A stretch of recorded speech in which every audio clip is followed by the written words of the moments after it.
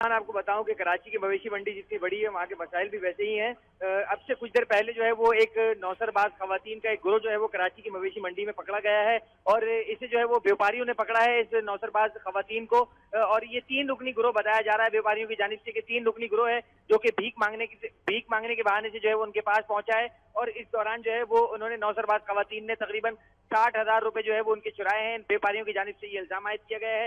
इस तमाम तर वाकई की इत्तला पर मवेशी मंडी इंतजामिया की जानिब से जो है वो पुलिस को भी तलब किया गया और अब से कुछ देर पहले जो है वो पुलिस ने आकर इन तीनों खवातीन को हिरासत में ले लिया है और तफ्तीश के लिए जो है वो मुतल्लिका थाने मुंतकिल कर दिया है। और आपको बताऊं कि इससे पहले भी जो है वो कराची की मवेशी मंडी में इस तरह की शिकायतें मौसूल होती रही हैं कि और गुज़िश्ता रोज भी एक शख्स को जो है वो जानवर चोरी करते हुए जो है पकड़ा गया था।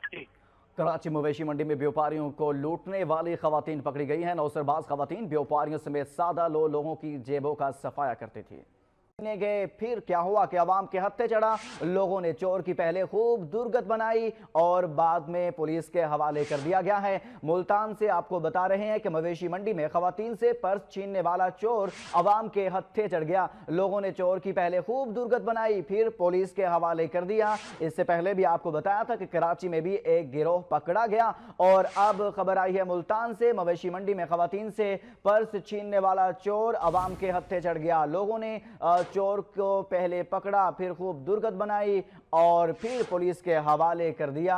मवेशी मंडी में खवातीन से पर्स छीनने वाला चोर अवाम के हत्थे चढ़ गया। लोगों ने इस चोर को पकड़ लिया, खूब दुर्गत बनाई और घोंसे मुक्के लातें इस चोर पर बरसाई गई और उसके बाद इसको पुलिस के हवाले कर दिया गया है। ये मनाजिर भी आप देख सकते हैं मुल्तान से कुछ देर कबल ये मनाजिर हैं। मवेशी मंडी में खवातीन से पर्स छीनने वाला चोर अवाम के हत्थे चढ़ गया।